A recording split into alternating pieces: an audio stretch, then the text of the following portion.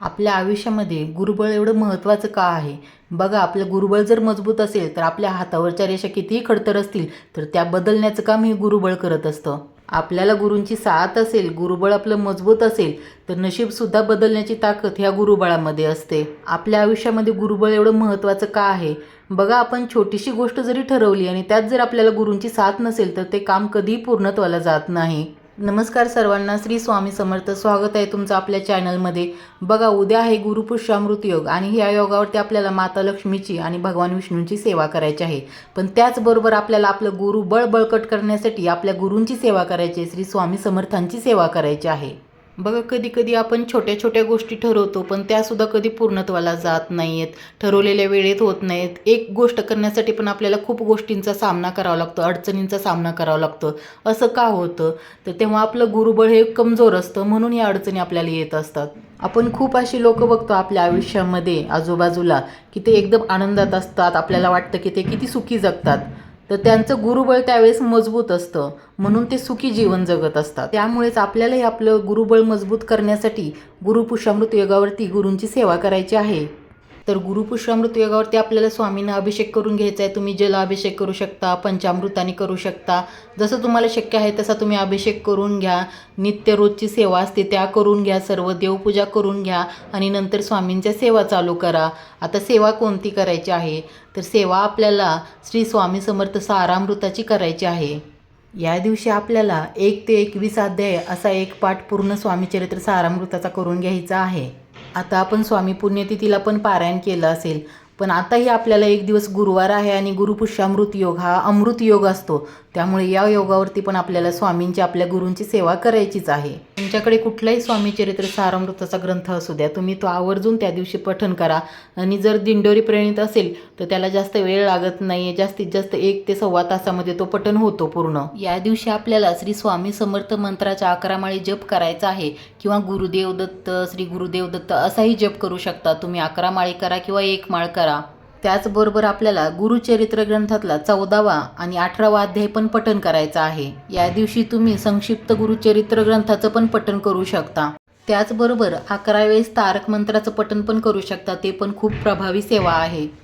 बघा, तारक मंत्र पठण करताना आपण म्हणतो, जिथे स्वामी चरण तिथे न्यून काय, स्वयंभक्त प्रारब्ध घडवी ही माय. याचा अर्थ काय आहे? तर याचा अर्थ आहे की जिथं आपल्यासोबत स्वामी आहे तिथं आपल्याला कशाचीच कमी पडणार नाही आहे आणि आपलं नशीब स्वतः स्वामी घडवणार आहेत. त्यामुळे आपल्याला आपलं गुरुबळ मजबूत असणं खूप महत्त्वाचं असतं आणि गुरुबळ मजबूत करण्यासाठी आपल्याला या काही सेवा करायच्या असतात, ज्या सेवा केल्याने आपल्याला गुरूंचा आशीर्वाद भेटत असतो आणि आशीर्वाद भेटणे म्हणजेच आपलं गुरुबळ मजबूत होणे. तुम्हाला जर स्वामी पुण्यतिथीला सेवा करण्यास जमलं नसेल तर ही सुवर्ण संधी आहे की गुरुपुष्यामृत योगावरती तुम्ही या स्वामींच्या सर्व सेवा करू शकता. असंही आपण रोजच सेवा करत असतो, पण आता ही पूर्ण 1 ते 21 अध्याय तुम्ही एका वेळेस पठण करू शकता एका दिवसामध्ये. गुरुपुष्यामृत योग हा अमृत योग आहे आणि या योगावरती सेवा केलेली कधीच वाया जाणार नाही. त्यामुळे तुम्हाला जेवढ्या शक्य होतात, जास्त नाही झाल्या तरी थोड्या करा, जेवढ्या शक्य होतात तेवढ्या सेवा पण तुम्ही आवर्जून करा. आपल्याला आपल्या गुरूंची सेवा पण करायची आहे आणि त्याबरोबरच आपल्याला माता लक्ष्मी आणि भगवान विष्णूंची पण सेवा करायची आहे. ती कशी करायची आहे ती मी मागच्या व्हिडिओमध्ये अगोदरच आपल्याला सांगितलेलं आहे. आपल्याला श्रीयंत्रावरती पण सेवा करायची आहे. या दिवशी जर श्रीयंत्र नसेल तुमच्याकडे तर तुम्ही अवश्य या मुहूर्तावरती खरेदी करू शकता, कारण कुंकुमार्चन करणं त्याच्यावरती खूप अत्यंत शुभ मानलं जातं. लक्ष्मी प्राप्तीसाठी ही सेवा केली जाते. त्याचबरोबर आपल्याला व्यंकटेश स्तोत्राचं पठण करायचं आहे, कारण माता लक्ष्मीच्या सेवेबरोबर भगवान विष्णूंची पण सेवा करणं महत्त्वाचं असतं. कारण जिथे भगवान विष्णूंची सेवा होते तिथून माता लक्ष्मी कधीच बाहेर जात नाही. सेवेसोबतच आपल्याला बाकीही काही गोष्टी करायच्या आहेत. म्हणजे आपल्याला उंबरठ्याचं पूजन करायचं आहे. हळदीचं लेपन करून आपल्याला उंबरठा पूजन करायचं असतं. जसं की आपण अमावस्या, पौर्णिमा, गुरुवार, कोणते सणवार असतील या दिवशी आपण करतच असतो.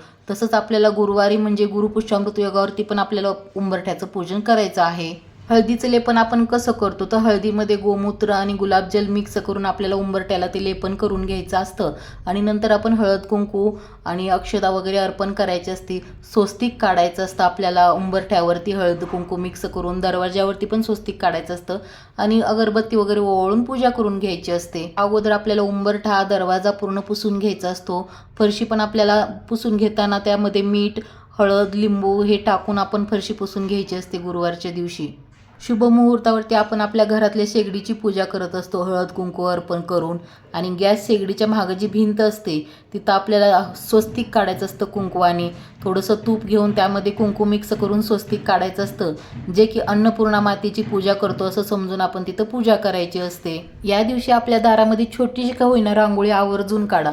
कसं आहे ना, खूप सारी कामं, खूप सेवा, घाई गडबड असते, पण छोटीशी रांगोळी काढा आवर्जून. कारण रांगोळी निगेटिव्हिटी दूर करत असते. आणि आपल्या अंगणामध्ये जर रांगोळी असेल तर आपल्याला पण अंगणामध्ये गेल्यानंतर किंवा दारामध्ये आत बाहेर करताना खूप प्रसन्न वातावरण वाटतं.